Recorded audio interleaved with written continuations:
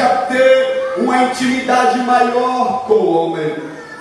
Deus olha para Moisés e diz: tira o meu povo do Egito, para uma terra que eu vos mostrarei. Quando chega em determinado episódio que Deus, o Senhor, através da mão de Moisés, tira o povo do Egito em busca da terra que manava leite e mel. E mais à frente você vai ver a abundância desta terra, de maneira que os espias, para provar que era boa, trouxe um cacho de uva carregado por 2 homens, terra que manava leite e mel.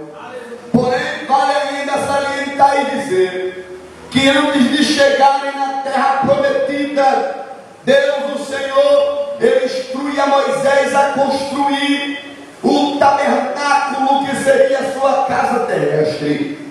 O tabernáculo era um templo, era uma construção, uma tenda no deserto. O tabernáculo dividido em 3 partes: átrio, lugar santo e lugar santíssimo, com alguns utensílios nestas partes: altar, holocausto, bacia de bronze. No lugar chamado de átrio, no lugar santo, estava o candelabro de ouro que não poderia se apagar as lâmpadas.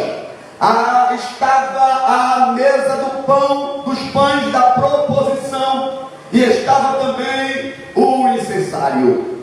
Todavia, vale ainda lembrar que no lugar chamado de Santo dos Santos estava o mais precioso dos utensílios do tabernáculo. Palavra em hebraico, Aaron Cordes, Arca da Aliança. Era um caixote que ele media 1,10 metros de comprimento por cerca de 70 centímetros de altura e de largura, feito de madeira de acácia. O que era a Arca da Aliança? Não era Deus, simbolizava a presença de Deus. Este utensílio, por nome de Arca da Aliança, ela, meus irmãos, foi algo que Deus mandou Moisés, através de Bezalel, construir para a representação da majestade do Senhor sobre a terra. Em cima da arca existia uma tampa chamada de propiciatório. Nesta tampa foi confeccionado 2 querubins, palavra grega querube, queima, chama. Quando falamos dos querubins, estamos dizendo que o profeta Ezequiel os descreve diferente dos demais anjos.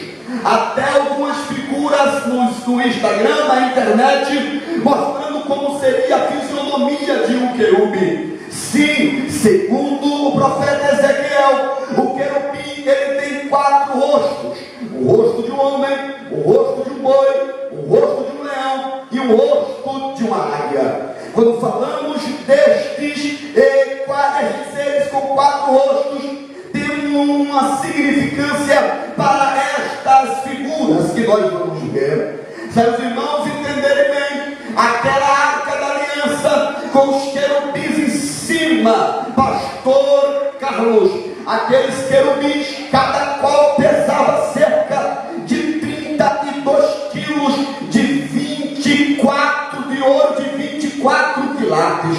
Fazendo uma base de cálculo, eu fui pesquisar quanto que estava o quilo ou a grama do ouro até o dia 12 desse mês. Estava em cerca, meus irmãos, de 324 reais. Aqueles querubins, cada um pesando 32 quilos, equivalia hoje cerca de 10.251.840 reais. Os dois juntos daria cerca de 20.503 reais 680. Era aquilo que Deus estava dizendo. Deus estava dizendo: aquilo que é meu é caro, aquilo que é meu é valioso, aquilo que é meu é precioso. Eu já entrego a palavra de Deus. Para de se trocar preço de banana. Você é caro, você é precioso, você é valioso. O maior mistério da Arca da Aliança. A Arca da Aliança com os querubins, elas estavam trazendo uma significância muito grande. Qual? Os dois querubins estavam ajoelhados na tampa da arca. Os dois querubins, me permita, com os joelhos tocados no chão e as pontas das asas, uma tocando na ponta do outro. No meio da asa dos querubins, no meio deles, tinha uma fagulha da glória de Deus, que alguém vai chamar de Kavod. Kavod é glória. Oh, aleluia! Kavod é glória. Porém, no original hebraico, a Shekinah, isso é a majestade do Eterno, estava no meio. Era Deus dizendo: aonde a arca vai, a minha presença também vai com a arca. Agora presta bem atenção nisso daqui, presta bem atenção. O maior mistério da arca não era a arca por fora, era a arca por dentro. Por quê, irmão Ananias? Pesquisando os estudos antigos, eu descobri que o que gastou para fazer a arca por dentro dava para fazer 7 arcas por fora. Agora preste atenção: dentro da arca foi esculpido 4 rostos: o rosto de um homem, o rosto de um boi, o rosto de um leão e o rosto de uma águia, um virado para o outro, simbolizando aqui os 4 ministérios de Jesus. Primeiro, o rosto de um homem era Jesus nascido de mulher. O rosto de um boi era Jesus indo para o Calvário. O rosto de um leão é que ele é onipresente, está em todos os lugares e nada foge do seu golpe de vista. O rosto de um leão era simbolizando que ele veio para brevemente como o leão da tribo de Judá, aquele que venceu, tem a chave da morte, tem a chave do inferno, o mesmo que gritou depois que ressuscitou: é-me dado todo o poder nos céus e na terra, nos céus e na terra. Quem levanta a mão e dá glória a ele que vive e reina, que vive e reina. Quem pode adorar Jesus por um instante nesta noite? Deixa eu adiantar para a gente não perder tempo. Dentro da própria arca foi colocado 12 pedras preciosas, diferentes uma da outra. Porém, a 12ª pedra estava no peitoral do sacerdote. Sim, por quê? Agora olha para cá. Num lugar chamado de arco, pastor Carlos, o sacerdote ou o sumo, ele entrava, evangelista Ricardo. Vamos sacrificar, vamos lá. No pátio. Vamos no lugar santo. Diariamente ele entrava, o sumo sacerdote ou o sacerdote. Vamos lá. Olha as brincadeiras. Vamos aqui reacender a lâmpada que apagou durante a noite. Porém, apenas uma vez no ano era necessário entrar no lugar santo dos santos. Na noite anterior ele não podia dormir, tinha que ficar lendo a Torá, a Bíblia. Porque, segundo a crença, a crendice, a ação sacerdotal, para que ele não viesse a dormir e sonhar alguma coisa que viesse trazer pecado. Agora olha para cá. O lugar santo dos santos, chamado Santo dos Santos, tinha uma cortina chamada de véu. Essa cortina, os irmãos entendem que lá na frente, quando Jesus brada Tetelestai, ela é rasgada ao meio. Uma cortina que lá na frente do tabernáculo foi para o templo de Salomão. Agora presta atenção. A Arca da Aliança, homens de Deus, estava centralizada no lugar santíssimo, a exato 7 passos para sul, norte, leste e oeste, centralizada. Quando ele vinha oferecer sacrifício, alguém vai dizer: o sacerdote era amarrado na cintura com uma corda, porque vai que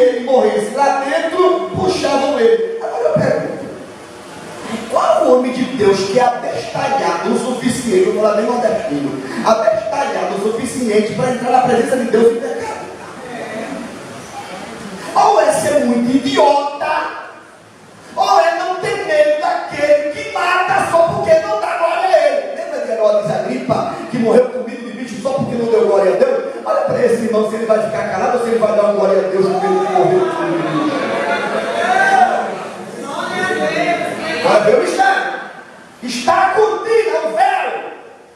O sumo sacerdote, ele pegava o incensário e ele, com a sua língua, santidade ao Senhor, ele entrava, olhava para o povo e dizia: Shalom.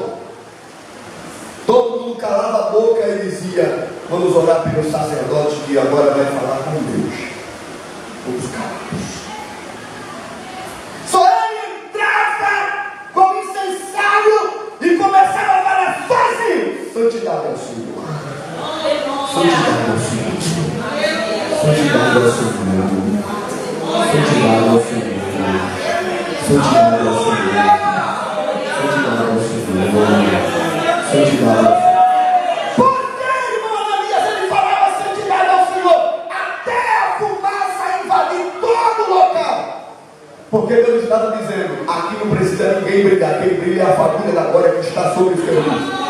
Quem brilha sobre santidade ao Senhor. Quando ele já via que está tudo apagado, só estava acesa a lâmpada do candelabro, que era perto da entrada do Santo dos Santos, ele entrava.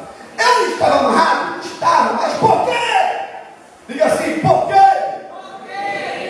Porque se ele caísse de poder lá, ninguém poderia entrar para pegar ele. Cair de poder, irmão Ananias, que heresia é essa? A Bíblia nos diz que quando Salomão terminou de construir o templo, os sacerdotes não conseguiram ficar de pé para ministrar por causa da glória que encheu o templo e caíram todos. Eu estou sentindo Jesus aqui. Eu estou sentindo Jesus e falar como fala em Pernambuco, que não é Genésio não, é Jesus de verdade, é aquele que ressuscitou e está vivo. Deixa eu ver quem sente Jesus, deixa eu ver quem sente Jesus. Ele tocava na cortina no véu, sentia o véu, ele contava 7 passos, pastor. 1, 2, 3, 4, 5, 6. A arca estava de frente a ele. Santidade ao Senhor. Entregava o sacrifício, sacrificava a Deus. Deus mandava fogo do céu consumir o sacrifício. Aleluia. Sentindo Jesus aqui. Agora o mais interessante, pastores, é que ele, quando terminava o sacrifício, sabe o que ele fazia, homem de Deus? Olha o que ele fazia, irmão. Sim ou não? Deus mataria ele. Ele pega e diz assim, evangelista Ricardo: 1, 2, 3, 4, 5, 6, 7. Sentia a cortina, o véu.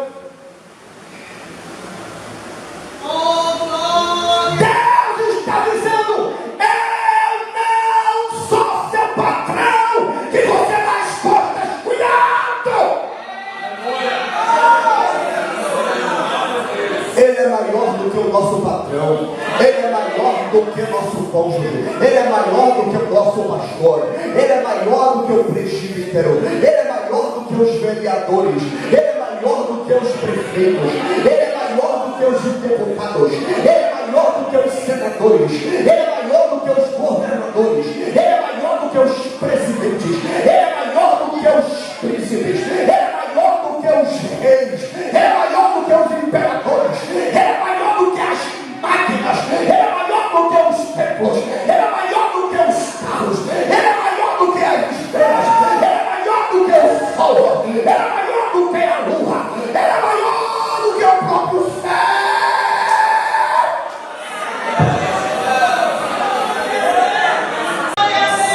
Dentro da arca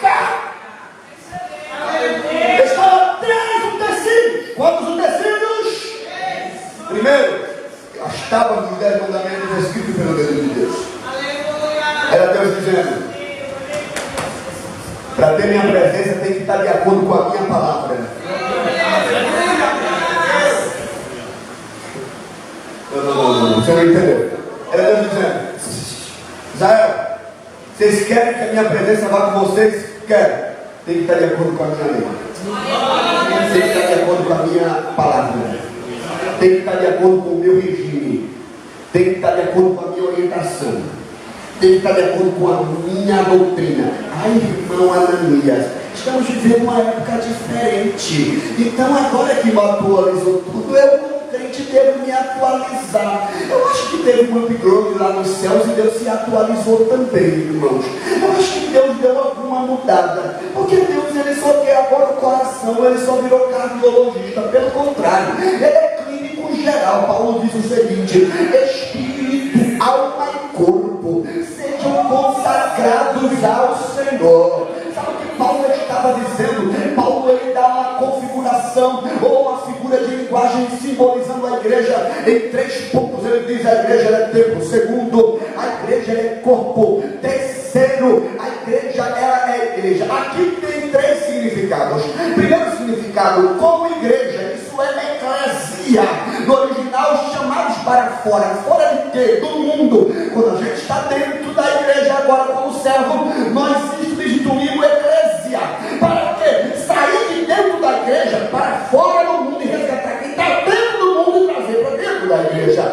Porém, o segundo significado é templo, local de comunhão, de convivência.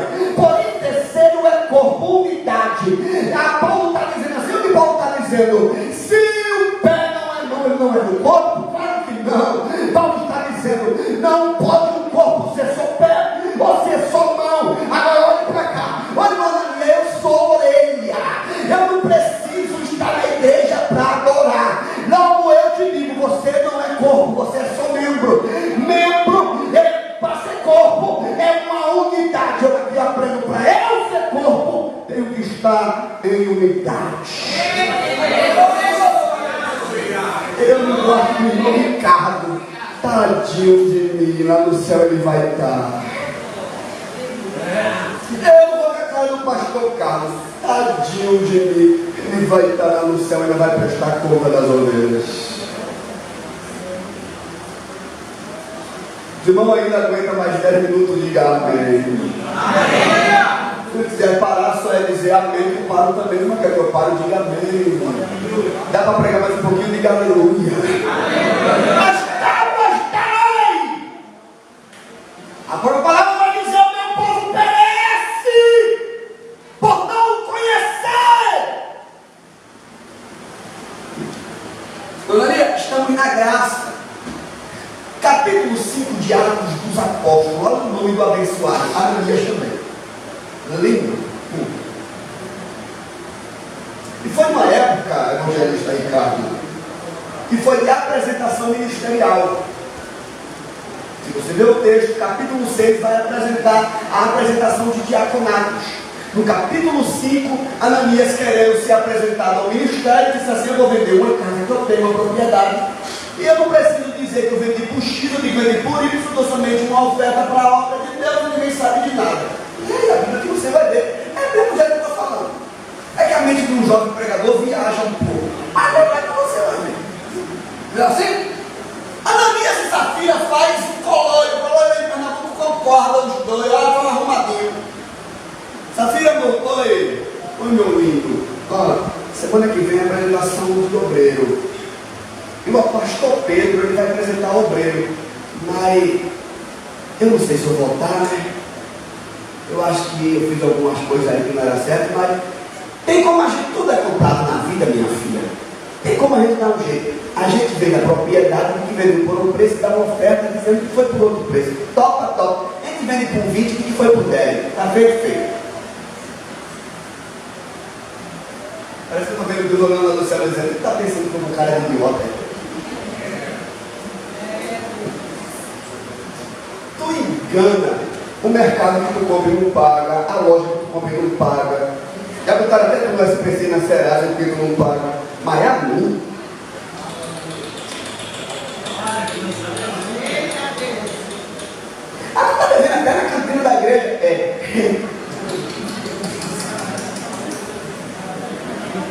Ajuda eu, Jesus. Eu quero pregar nesse meio novo aqui, Jesus. Dá para segurar mais um pouquinho, irmão? Dá, irmão. Ô, meu irmão, esse é meu jeitão. Eu sou nordestino, pernambucano. Eu vim da Assembleia de Deus, o negócio lá é mais rígido um pouco. E eu estou tentando me moldar ao sistema paulista ainda, irmão. Viu, irmão? E eu disse a Deus, oh Deus, eu vou dar uma diminuída aqui do meu jeito. Eu disse assim, eu lhe pego na esquina. Eu disse, não é só para você entender, meu filho. Eu lhe pego na esquina, na curva, eu lhe pego. Eu disse, o que é que eu faço? Ele fez, fala e não te cala. Você é o patrão. Manda quem pode. Manda quem pode. Meu pastor na Pernambuco já é diferente. Ele diz, manda quem pode, obedece quem é obediente. Porque tem muita gente que tem juízo e é desobediente. Manda quem pode, obedece quem é obediente. Então eu obedeço e sou obediente. Davi! Oi, vamos dizer nada para ti. Pastor Pedro! Oi, irmão Ananias. Só lembra daquela propriedade, lembra? Vendi, pastor Pedro. Foi nada, irmão Ananias, foi. Estou trazendo aqui a oferta do tempo da casa que eu vendi, olha. Você não sabe, vendi por 10 mil, pastor Pedro. Vendi por 10 mil. Está aqui um milzinho de oferta. Vendi, pastor Pedro. Quando o ano vai saindo, Pedro, Ananias! Foi na graça, viu, irmão? Não foi na mesma, não, foi na graça. Por que tu deixou Satanás encher teu coração? A propriedade não era tua, vendendo dinheiro não era teu. Porque tu me disse ao Espírito, morra. A Bíblia diz que ele caiu para trás, suspirou e morreu. Já vem Safirinha, qual o nome da joia, Safira?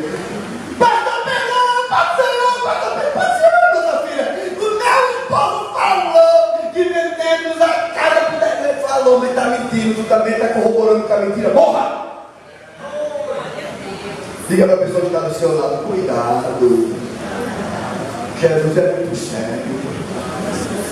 Diga, cuidado. Ele continua sendo o mesmo Deus. E como é que é ele, irmão Ananias? Como é que é ele? Eu vou até abrir a Bíblia para você ver como é que é ele. João capítulo de número 1, Apocalipse capítulo de número 1. Apocalipse capítulo de número 1. Olha o que diz, olha o que diz, olha o que diz. E voltei-me para ver quem falava comigo. E voltando-me vi 7 candelabros de ouro. E no meio dos 7 candelabros de ouro, alguém semelhante ao Filho do Homem, vestido com a roupa comprida até os pés, e cingido com 5 de ouro no peito. Sua cabeça e cabelo era branco como a lã branca, e os seus pés tão branco como a neve, e os seus olhos como chama de fogo, os seus pés como bronze polido, como se queimasse uma fornalha, e a sua voz como voz de muitas águas. E ele tinha em sua mão direita 7 estrelas, e da sua boca saía uma espada afiada de 2 gumes, e a sua face era como o sol quando brilha na sua força. Eu, quando vi, caí como morto aos seus pés.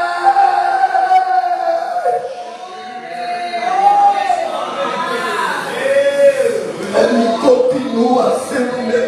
Dentro dela uma corda estava o maná. Maná na Bíblia fala, irmãos, fala de palavra. Maná na Bíblia fala de alimento. Deus, o Senhor, nesta noite, não está preocupado com o movimento que o pregador possa fazer, mas a preocupação dele é com a palavra que alimentará os corações felizes.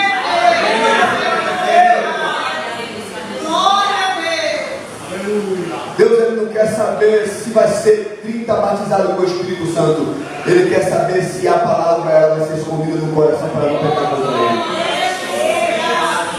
Como o salmista disse em Salmo 119, versos 9, 10 e 11. Como é que o mancebo vai tornar puro o seu caminho? Já sei. Leva ele para um workshop. Leva ele para aquele pregador que prega mais ou menos assim. Você não pode desistir.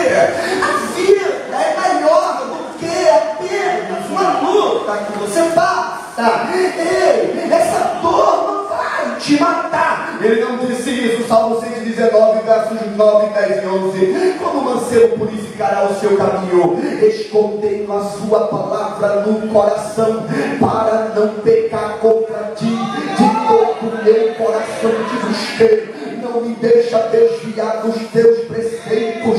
Aleluia! Só que gosta da palavra, levante a mão, dá para as glórias a Jesus. Você lembra? 119, 105. Lâmpada para os meus pés é a tua palavra, luz para o meu caminho. 14, capítulo 4, versículo 12 de Hebreus. Porque a palavra de Deus é viva e eficaz, e ela é mais penetrante do que a espada de dois gumes, e penetra até a divisão da alma e do espírito, da junta e das medulas, e é apta para discernir pensamentos e intenção do coração. Ele não há nada encoberto que não seja revelado. Ante todas as coisas estão patentes aos olhos daquele a quem iremos prestar conta. Livro de João, capítulo número 1, versículo número 1. No princípio era o verbo, a palavra, e o verbo era Deus, a palavra, e o verbo estava com Deus. Todas as coisas foram feitas por ele, e tudo o que foi feito sem ele nada seria feito. Ele é a palavra, ama a palavra, como a palavra, viva a palavra. A própria palavra vai dizer que quando os discípulos receberam a palavra dura, Jesus olha para os 12 e diz: vocês também não vão correr como os 70 correram? Perguntam a palavra e diz: para onde iremos nós, se só tu tem palavra? Palavra, palavra, palavra, palavra, palavra. Levante a Bíblia para cima, se levante a Bíblia, levante a Bíblia, levante a Bíblia, levante a Bíblia, levante a Bíblia, levante a Bíblia, coloca no peito e diga: eu escondi a tua palavra. Diga: eu escondi a tua palavra.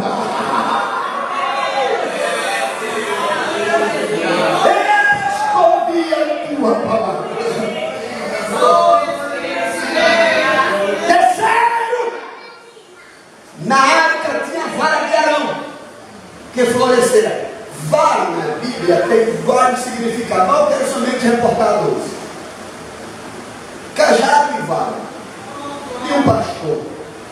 O cajadozinho, como que se fosse um guarda-chuvinho, um cabo de guarda-chuva, servia para que quando a ovelha estivesse caindo em algum local, ele puxasse a ovelha. A vara era quando a ovelha estava meio querendo sair do lugar, ele pegava e dava um toquinho. Volta. Volta. Porém, o pastor ele tinha um terceiro desenho chamado de funda. Porque como ele estava longe da ovelha, da ponta, como ela iria fugir, ele pegava a funda, botava a pedrinha, girava e volta para o lugar. Tem um hino do cantor pernambucano chamado Antônio Garibaldi que diz assim: doutrina não mata crente, doutrina me satisfaz. Quem da doutrina crente tira ele das mãos de Satanás. Estamos vivendo uma época de crente muito xoxo sem vitamina, fraco, que basta dar uma palavra mais dura. Eu vou congregar agora na área assim 5, porque na outra é muito dura. Chega lá, Deus usa o pregador também, minha palavra dura, já sei. Eu agora vou para Nova Araci. Aí chega lá, estou eu, meu. O negócio aperta, já sei. Não vou para nenhuma nem outra mais. Eu agora vou para aquela da parede preta, porque ela não tem doutrina, né, irmão? A vara de Arão, por que estava dentro da arca? Coré, Abirão, Datã, Ouro.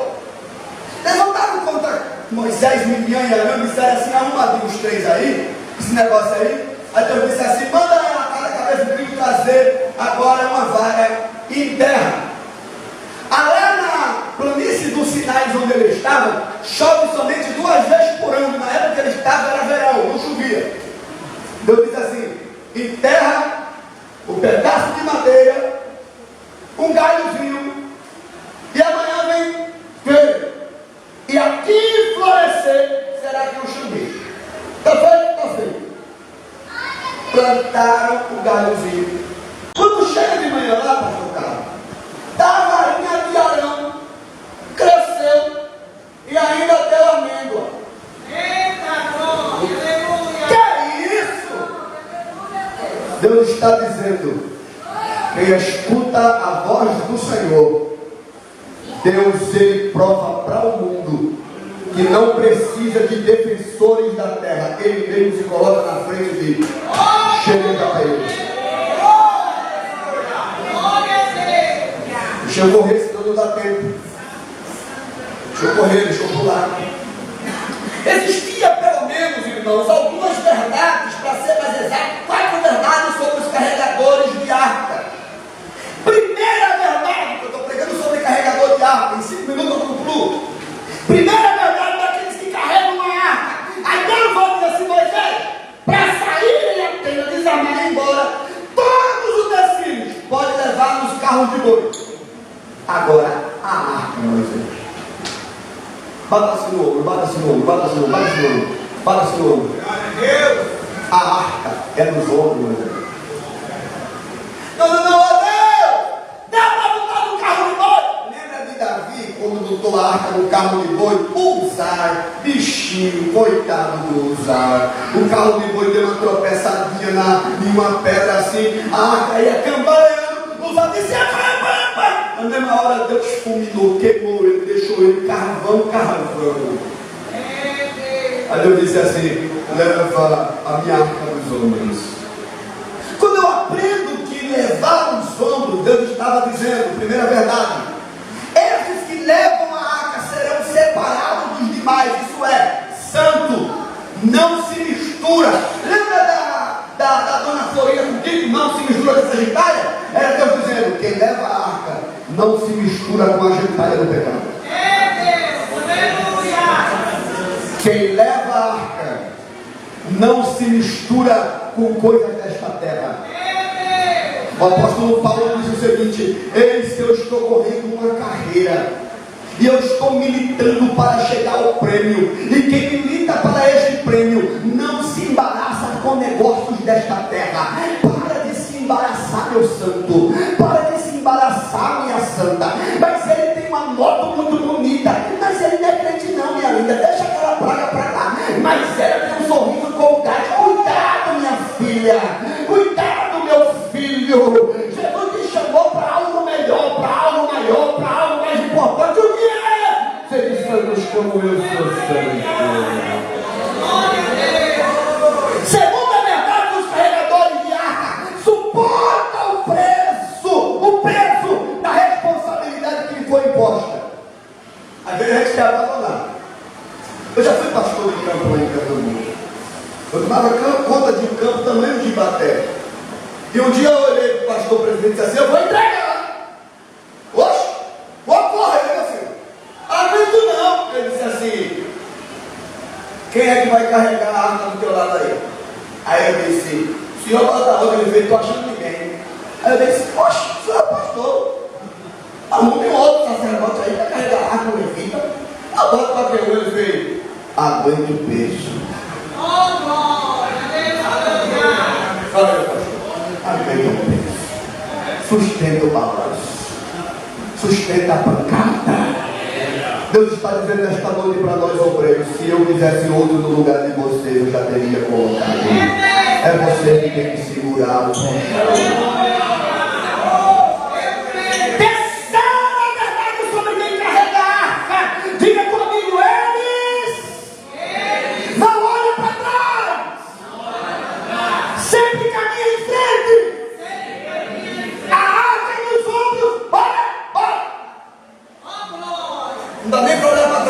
Jesus está dizendo: aquele que botou a mão no arado não olha para trás, e se recuar, a minha alma não terá prazer.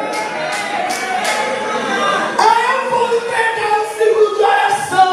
Aquele que bota a mão no arado e recua, minha alma não tem prazer nele. Quarta verdade sobre os carregadores de arca: vive em constante ligação com a presença de Deus. No capítulo de número 4 de Josué, versículo 8, 18 diz: e aconteceu que, como os sacerdotes que levavam a arca da aliança do Senhor subiram do meio do Jordão, e as plantas dos pés dos sacerdotes se puseram em seco, as águas do Jordão se tornaram ao seu lugar e corriam como antes sobre todas as ruas e mancebas. Quando Israel foi atravessar o Jordão, que Josué disse assim: traz a arca. Quando os sacerdotes com a arca no ombro botaram o pé dentro do Jordão, as águas se abriram.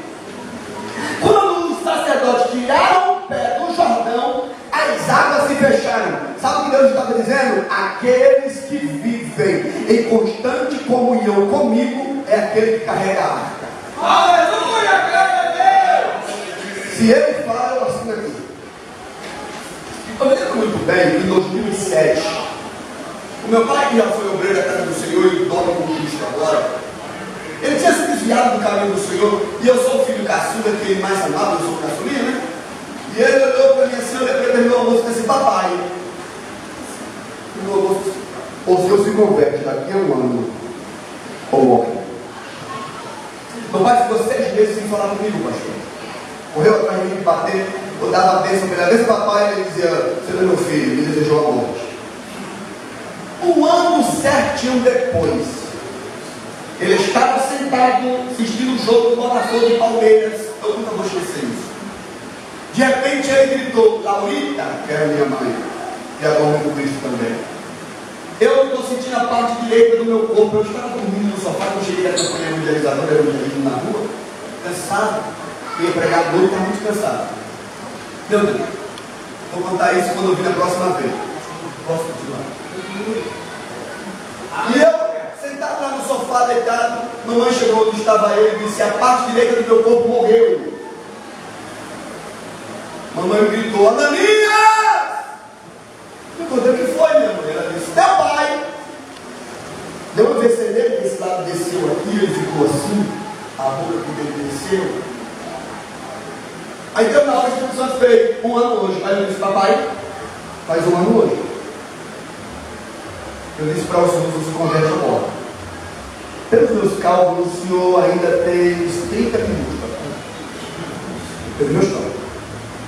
O senhor quer morrer para o inferno? Arregar o olho assim. O senhor quer viver?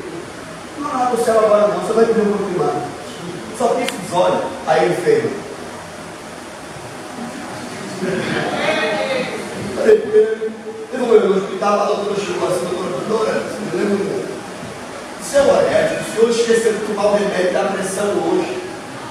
Ele olhou para ela com a voz assim, que foi não, é que faz 1 ano hoje. Eita glória! Olha se for para o seu lado e diga para ele: você anda com Deus? Glória a Deus! Diga para ele: você anda com Deus? Deixa eu concluir somente aqui, meu pastor me autoriza mais 2 minutinhos para eu concluir essa mensagem. Quando falamos sobre essa área, estamos dizendo que haverá ações que tentarão tirar a atenção dos carregadores de arca. Primeiro, murmuração daquele que vem atrás. Os que levam a arca, pastor, está levando a arca, e atrás alguém está dizendo: mas tinha que ser ele que teve que carregar essa arca. Não dá para andar mais ligeiro, não. Será que ali não tem outra? Será que Deus não pode botar outro no lugar dele, não? Cuidado, que Deus ainda manda. Segundo, o cansaço da viagem. Você muitas vezes até cansa por causa do peso da arca. Terceiro, as grandes distrações que tem no meio da caminhada. Você já parou para ver que muitas vezes você passa mais fora no seu Instagram, WhatsApp do que com a Bíblia? Quarto, as constantes ameaças do inimigo. Todos os dias está ameaçando você de largar a arca. Mas o sangue de Jesus Cristo tem poder, tem poder, tem poder. Deus dará uma resposta em relação ao inimigo. Deus vai dar uma resposta em relação ao inimigo. Primeira resposta de Deus: macho. Glória a Deus! Josué capítulo número 3, versículo 3. Deus olha para o Josué e diz assim: caminhe, mande o povo marchar. Aleluia! Segunda resposta de Deus: levante-se. Deus está dizendo: você não vai ficar caído, mesmo que caia. Levante-se. Terceiro, a vitória está mais à frente para quem carregar. Quarto,